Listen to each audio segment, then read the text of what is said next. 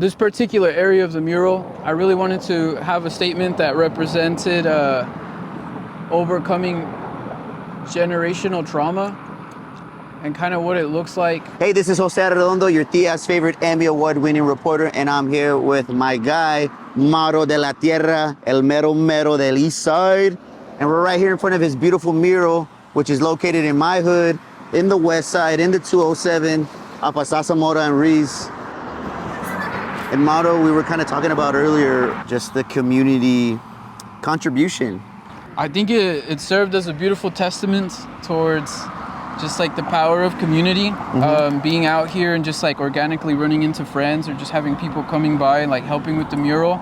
I think that whenever you approach a wall this size, it could be a little intimidating, but like having people just show out is such a beautiful feeling. And getting to work with an organization like BARC, I felt like it was one of the most important projects that I've done so far, just because of the advocacy work that they do and getting to collaborate with them on like a concept that explored like community uplifting, community unity, harm reduction. What are we looking at right here, this part of the mural? Absolutely. All right, so what I wanted the cardinal to represent is there is an old legend that when a cardinal visits you, it's someone that we've loved that has passed on. So I wanted it to be an homage to the people who are no longer here with us, while also reflecting the regional birds of the area. So I wanted this mural to be a narrative series that kind of started from morning to the sunset. And so at the beginning of the day, I wanted to reflect people who represented the neighborhood and who had stories of resilience and people who I felt were community driven.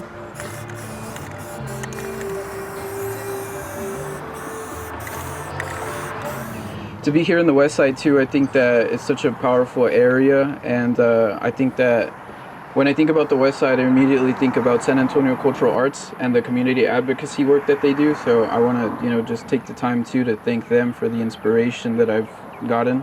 And I can't wait to see what future generations get inspired by this as well. To start out, I put Maria Saldiva. She had a very beautiful story. She's from the neighborhood, and so what I wanted to do is kind of have her uplifting this birdhouse to represent community development, the importance of being selfless, the importance of contributing to others, and she's a doctor.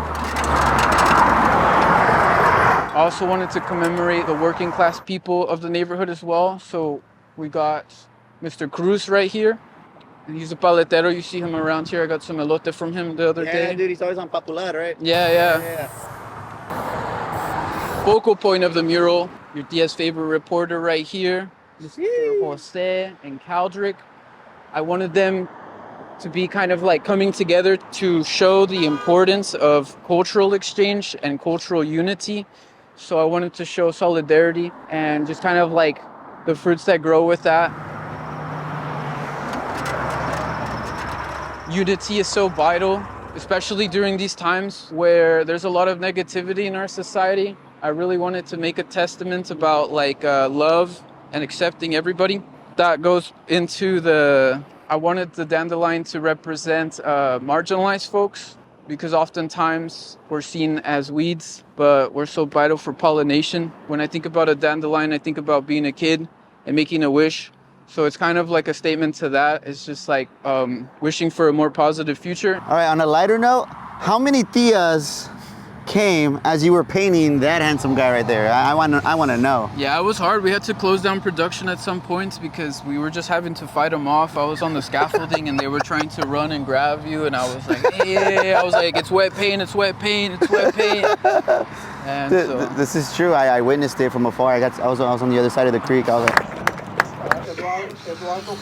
So this is Mary Alice. This is Eduardo's sister. She's a retired school teacher.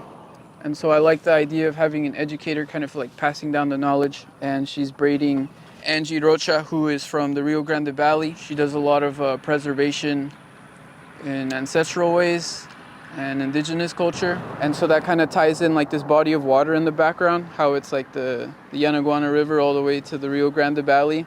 So this is the ending point of the mural. Whenever I was working on this, it was just about to be spring, and there was a bunch of barn swallows in the area, and I wanted to just commemorate that point in the season. Barn swallows represent hope new beginnings. Biggest project you've ever done, and it's here. It's in an area that appreciates storytelling like this.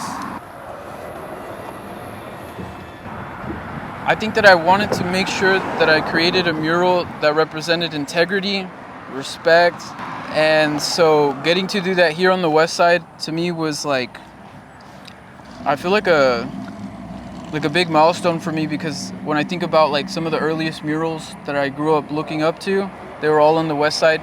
Finding my voice as an artist and realizing like the most important thing that you can do is to advocate for others and to highlight other people's stories.